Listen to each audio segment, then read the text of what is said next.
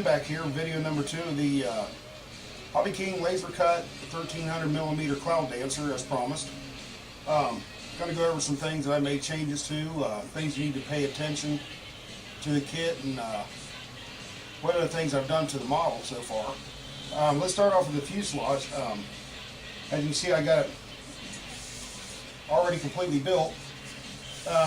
One of the problems I had with the kit is they sent some wrong wood, which was not really a big ordeal, so to speak, but is easily overcome. They sent 2 pieces for the top of the turtle deck area here, or the back of the airplane, and which was connected with a piece that goes here for the front end. They didn't send the piece that belonged to the bottom here, but I was able to just use the bottom piece to what length it was, and then I just added the wood I needed, piece of 3/32 in front of that. So not really a big thing to worry about, but you know, it did cause a little complications in building. So just in case that happens to you, then you can use the top piece on the bottom. So that's one thing you can be aware of. Some of the changes I have made and improvements, like I said I would cover in the first video. The front end, from here to the very front one, been left completely open. I did make a couple of changes to that because it's not real specific in the instructions on battery placement and everything else. They do provide the deck in here, but what I did, her and I, we just went ahead and put a piece of ply here, made this front end removable piece of ply here so you can get into the landing gear. And then I took another piece of plywood. You could use probably scrap pieces from the kit and everything, but I made a battery hatch here. This is a great plain snap clip. You can get those at your local hobby shop. They're very inexpensive. But that center hole right there, you just put a screw in that, and you just rotate this over, and it'll clip right onto a screw, so that'll hold the hatch on. The reason I did that is I wasn't really thrilled about the idea of leaving all this exposed to hazard. You know, so, you know, if you land, you know, flying in damp conditions or anything, and your electronics are more protected that way. Because this is where I'm going to be putting the battery placement. One of the other reasons I did that also is because it just gives it a much cleaner look. One of the other changes I made on the top here, the speed control is supposed to go up in the area of the airplane here in the front end. What I did is I put 2 sticks across here and just put a deck up above the other deck, about over 1.5, I think it's about 1.5 inches above it. But I took the front piece, it's right here, added a wood block here, added a wood block here, and basically just made this a removable hatch for the front. That's going to allow me, especially with big hands like I have, you really can't get up in here for the speed control to mount it down. So I made this so it's removable, and now I can get in here and mount the speed control down, change it out if I have to, and with a lot more simplicity than what the kit called for. So that's one of the other changes I made. But that'll just screw on right here and right here with 2 screws, and that's it. I left the pop outs in, and then put a reinforcement of balsa right across there to keep it from flexing too much. It's all white right now because I haven't sanded the filler off yet, but that's fine. That'll only take about a minute to do that. When you're building the kit, a couple things you'll notice. You'll have some extra, it'll seem like there's extra pieces. The first 1, 2 bulkheads they'll look like there's extra pieces, but they have to be doubled up. So you have to glue 2 of them together and then install it into your framework. Same with this bulkhead here, right where the wing is. That's doubled up. And then there's several pieces you have to do that too.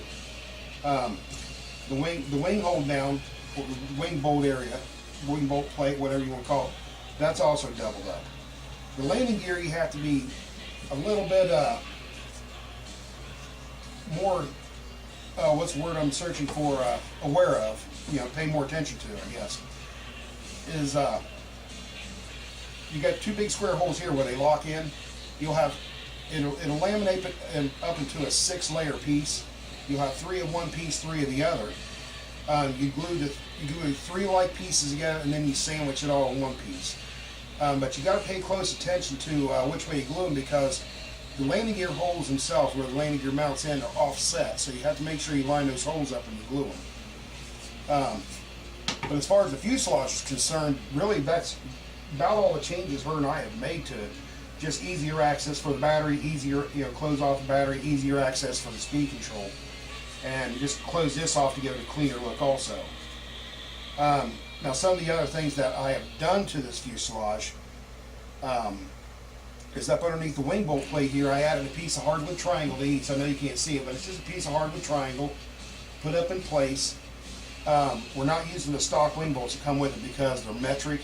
If they should happen to break, the metric bolts are a lot more harder to get a hold of, especially in the US. And what I did was just went ahead and just filled the holes that existed there and just drilled the wing out myself and tapped it with a 1024. That way I can just, if I break a wing bolt or need one different one, I can just go get them and have them without having to search for metrics. The other thing that we've done to the fuselage is put an extra reinforcement hardwood triangle here for the landing gear to give it just a little bit more torque against. That just added some support. That was just more of a peace of mind than anything else. And then right here in the firewall, I had some very tiny small triangle, and I just gave it a little bracing right here inside of the firewall with a piece of triangle there, just so you don't have to be epoxy or anything. But as far as the fuselage is concerned, that's the changes we made to it. Construction went together very easy. All the pieces jig locked right together with no problem. They lined up really well. I had a slight alignment problem with the tail end of the fuselage because I wasn't really paying attention to what I was doing, and something come up and the glue was drying, and when I got back it was kind of misaligned, so I had to make an adjustment. But the only way I can make an adjustment, if anybody brings up a question about why this is here, I had to put a slight cut in here and a relief cut in the fuselage here. Take out just a small piece so I can kind of draw this side back down, because I had about a 1/4 inch in difference between this side and that side. This side being high, this side being low. And that was just my not paying attention to what I was doing, and something come up while the glue was being dried, so I wasn't able to keep right on top and tend to it, like I needed to. But with all that said, it should jig together just fine anyway. Before I glued anything up and checked it, it was lined up nicely. But I'm going to set the fuselage aside now. Well, as you see, also the push rods are also pre-installed. Or not pre-installed, but already installed. I chose a different casing because of the metric tubing. I like my push rods to be as straight as possible. They do line up in the fuselage very nicely. I added an extra block back here where the exits are for the elevator and rudder here, so there's an extra block right up in this corner, and there's an extra block right behind here. And that's so I can take my drill. I have some long drill bits, and the way I like to put the push rods in is I'll figure out where I want it to come out at. I'll put that drill in there and I'll angle it down very steeply as I can get it. That way the push rod comes out at a more straighter flow. So, but as far as the fuselage is concerned, that's it on it. I will get back to one other thing I had to do, but that has to deal with the wing. As you see, the wing is together. I still have some center putty here drying here, so. But I will explain what I did here. The wing jigged together just perfectly fine. It was a little difficult to get it together. The spar, which what they call a girder, is a white piece of plywood, and you have to basically build the wing upside down in this position here. Put all the ribs on upside down, and then try to flip it over without them all falling out. Well, I figured out a way to do that. And the process I use is you can't see it now because they're built in, but the girder has a square stick on the front of each side that jigs right into the rib itself. What I did is I glued the stick onto the top of the girder, turned the girder upside down, put the ribs on, and then put the second stick in, tack glued in between the ribs so the ribs wouldn't get glued, and then I was able to flip it over without having any problems. And once I lined the trailing edge pieces up and everything up, it just squared right up, glued right together. I would say in building time, I would have 3.5 hours, 4 hours maybe of building time to this state right here of the aircraft. So it does go together fairly nicely. So some of the changes I made to the airplane itself on the wing, as you can see right here, the servos come out right here for the ailerons. Well, the aileron spans from here to the wingtip, and you'd have the rod end start up here, but an experienced old modder like me knows that the more centralized that you can get that control rod, the less twisting effect you'll have out here for the ailerons. We didn't go with the ailerons that come with the kit because you have to build them up. It's just as easy to go to your local hobby shop and buy a couple pieces of trailing edge stock or aileron stock that'll fit and just cut at the length. But what I did is we added a servo pod out here, just a piece of 3/32 sheeting, backed it up with some popsicle stick on the inside for the screws to hold on to, and it's all glued to each side of the rib here.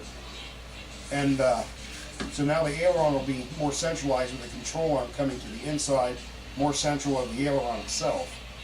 But I left these holes here because we are putting flaps on this airplane. I have those cut, so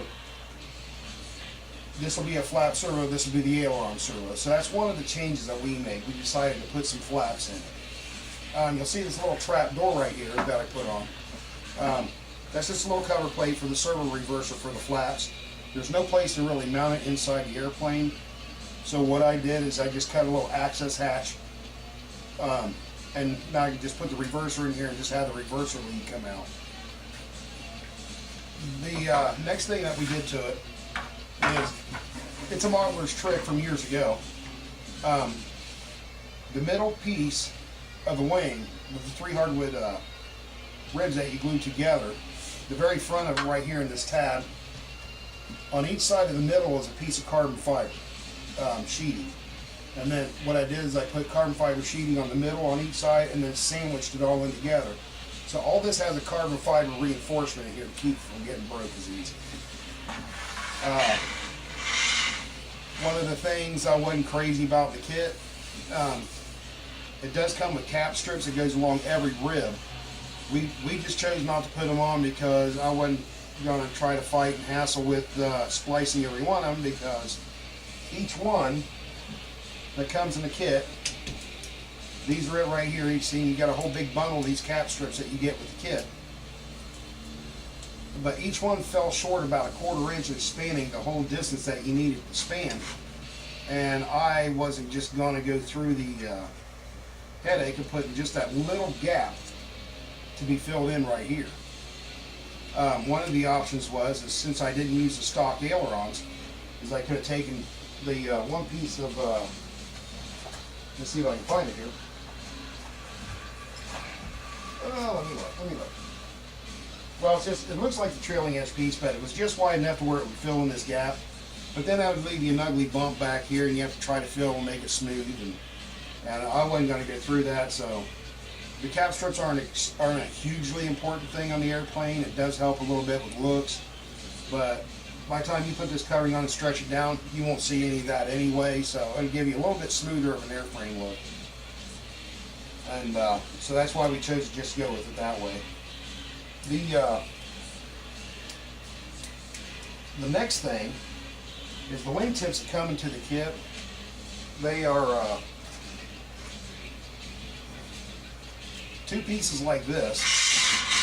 Let me move the wing down, kind of get over here, where there's the leading edge stock, these 2 sticks, and that would all stick over, and you'd have to glue this on, move this up, and try to bend this to match the bottom curve of the wing. Her and I just chose not to do that. We just capped off the end with a nice piece of balsa and shaped it to the wing.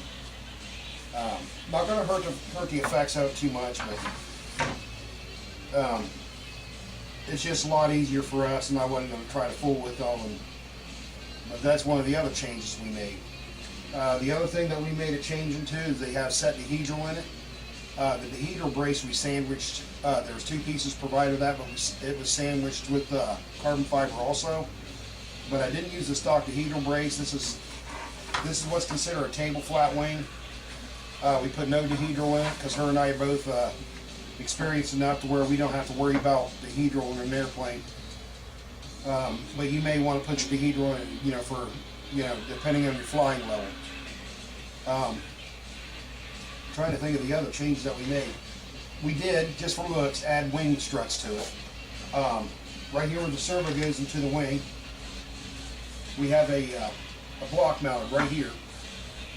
And it's just a hardwood block with a hole drilled in for the strut to mount to. And then we matched up a location on the fuselage and added a hardwood block on each side here. And that's where the struts mount on. What the struts I used are just 2 pieces of scrap. Let me grab them here. This is K&S strut tubing. You can get it at the local hobby store or order from Tower Hobby or online or anything. But it's pre-shaped aluminum tube. You just flatten the ends, measure out your distance, and drill them through to where you want them to mount. And they'll just bolt right on. They're already pre-flattened out and already set. And then of course I labeled which wing they go on. So this is a LW, which means left, and that goes to the wing. And then right here I put an F for fuselage. So I know this is the left wing, it goes onto the wing, and this is the left, it goes on the fuselage here. But real simple stuff, just an add-on, give it some looks. There was one other change that we made on the wing. Well, not change, there was one other thing in the wing that I should mention. The wing skins went on. I mean, I couldn't ask for a more perfect fit. They were very well cut out, very precise. So that wasn't a problem. The leading edge comes as a double. It's actually a triple piece. You got one that glues onto the ribs that's notched, and then you got a flat piece on top of that, and then another one. Or no, I'm sorry, it was just 2 pieces. But they just glue together. You do a little bit of shaping, and it just made your picture perfect leading edge. And then the last thing I wanted to mention that I did change in the kit, right here inside of each part of the trailing edge, it's just about an 1/8 inch thick. It's right here on the trailing edge. I added a 1/4 inch square piece inside of every one here for hinging. That's just more for peace of mind than anything else. Gives a little bit more for the hinge to glue to than just that little 1/8 inch strip. But for the wing, I mean, wasn't dissatisfied at all. Went together well. It was very fun to actually build the framework up to this point. And right now we have it into the state where we're ready to cover it. Tail section had a little difficulty. It's a thicker pieces of wood. This is the stabilizer here. I added these 2 triangle for braces because I just didn't feel there was enough wood right here to help, give it a lot of support. So I just added 2 little pieces of scrap triangle there, which is fine. You don't really need it up here because a lot of this will be inside of the fuselage and glued down once you assemble the airplane. But as far as the tail section is concerned, it was difficult to cut the pieces out of the provided sheet that they come laser cut with. About the biggest gripe I had, it wasn't very good laser cutting, so I just about had to hand cut everything out. They all come on one sheet, but as you can see, it did fit together well. A little bit of patching here and there, but the glue joints did fare off pretty nice. So I'm pleased with it. I'm pleased with that. The elevator that was provided had a bunch of pop-outs in it. They weren't cut out very well. The elevator is now what's capping the wingtips. I had a piece of scrap wood that was the same thickness as the stabilizer, so I just cut a new elevator out of that and just left it solid, no pop-outs. But on final assembly and setup of the airframe itself, ran into a huge problem. For those who are not familiar with it, the planes use what's called incidence to fly on. What incidence is the angled relation to the stabilizer, wing, motor, and fuselage. When I went to assemble the airplane, I put the wing on here, and I just happened to look at it, And the stabilizer looked nice and flat to the table, but the wing had a really severe angle to it with the leading edge up. What I had to do is I had to put an incidence meter on it, and I found out it was almost close to 7 degrees out of incidence, which is horrifically a lot. So what I had to do is just figure out with my meter how far I needed to adjust my wing up. I left my fuselage flat on the table, stabilizer was level, and then I checked it with the meter to make sure I had 0 degrees back here. Weighted down my fuselage so it wouldn't move on the table, and I checked it here. And I had to add almost 3/8 of an inch to the trailing edge of the wing to get that severe misrelationship between the, like if this is stabilizer here and this is your wing, there was a big angle difference like this, which would cause your plane to climb drastically. If you go to fly an inverted flight, it would just cause such a severe dive. You may not have enough elevator to push down to get out of a situation where you can just fly inverted. But that's what the incidence is. It's just a relation between the stabilizer, the wing, and the thrust line that goes through the whole airplane, that you want them all level with each other. So that's one thing you got to pay attention to. If you don't have an incidence meter, the one thing you can do is like I do here also. You can pin in your stabilizer. You find the spot on your airplane and you use a little bubble level like this or something. Level your airplane and hold it. Block under here or something if you have to. And then you want to put that elevator level. And then you want to draw a line. I can't remember which wingtip I did it on. It's right here. On this wingtip here, you can see there's a line going right from dead center of the leading edge to dead center of the trailing edge. I call that, this is what I call the cheater meter. But what that is, that tells you the straight line of that airframe. And then what you do is you get a couple pieces of wood, like this right here. Let me go ahead and get what I need. You get your couple pieces of wood. This is a piece of plywood, this is a piece of balsa. And what you do is, when you go to try to adjust your angles, you put this dead on your line, take a clip of some sort, and you just clamp that on while it's holding on to and then you can put your level on it and check to see if your angle's right or not. And what you want to do is just try to match the bubbles. If you know your fuselage is set level and your stabilizer's level, you want to try to get this level also. And that's essentially what happened, is that I had to raise that trailing edge up, like I said, about 3/8 of an inch. One of the things that one of the things that we used to say as modelers back in the day is, unless you're spending $1,000 on an Aeroworks or a Carden or some of these high-end airframes, the phrase we always use is never trust the kit, and it always falls true to that. Now this one is built in with a little bit of down thrust and a hair of a right thrust to it, which is fine. That's pretty much a common thing when you have a trainer style aircraft. But what the phrase is, never trust the kit. You want to get that incidence as level as possible. So, but by making yourself a little cheater like this and using a bubble level, you can achieve not perfectly the same as a joule incidence meter or even a digital, but you can get a fairly accurate depiction of where you need to be. Now the one thing I will say, if you use the level on this side, and let's say the wording I have here is pointed out, you don't want to flip that around or anything, because no level is exactly perfect one way or the other. They're made to be close, but pocket level like this especially. If you use it with this direction with the word facing out on here, and you check it on the wing on this side, you don't want to turn that lettering out. You want to keep it facing the same way no matter which way you check, whether that be on the left wing tip, right wing tip, and your stabilizer. So always make sure your level stays the same way, and that'll help you get a little bit more accurate on your incidence. But as far as the kit is concerned, we're ready to get down and dirty with some covering. That'll be in the next video. Some of the covering work that we're going to do to it. We're going to show you radio installation, motor installation, stuff like that.